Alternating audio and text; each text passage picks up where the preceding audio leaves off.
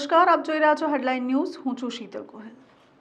આજથી 2 દિવસ પહેલા સોશિયલ મીડિયા પર એક વિડીયો વાયરલ થયો હતો। આ વિડીયોમાં એક શખ્સ માથા ઉપર દારૂની બોટલ મૂકીને એનિમલ મૂવીના એક ફેમસ સોંગ ઉપર ડાન્સ કરી રહ્યો હતો।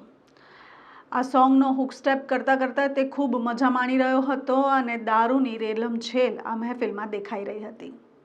વિડીયો વડોદરાનો હતો અને જે શખ્સ માથા પર દારૂની બોટલ લઈને ડાન્સ કરી રહ્યો હતો તે બુટલેગર વિશાલ કહાર છે તેમ જાણવા મળ્યું હતું।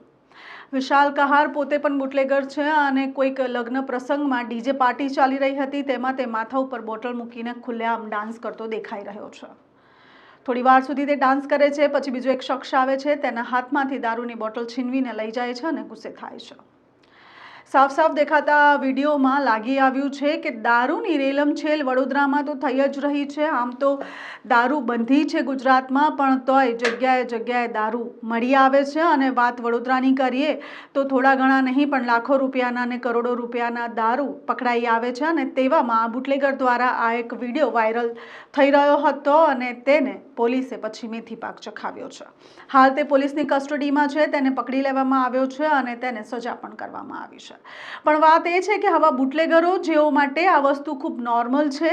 પોલીસમાં પકડાવવું, થોડા દિવસની સજા કરવી, થોડા દિવસની સજા ભોગવવી અને તેના પછી બેલ ઉપર છૂટી જવું અને ફરી પાછું કંઈક આવું જ કરવું, આવા લોકો માટે આ વસ્તુ ખૂબ જ આસાન થઈ ગઈ છે અને હવે બુટલેગરો જે છે તે પોલીસને પણ ગણકારતી નથી તેવું આ વિડીયો જોઈને લાગી આવે છે।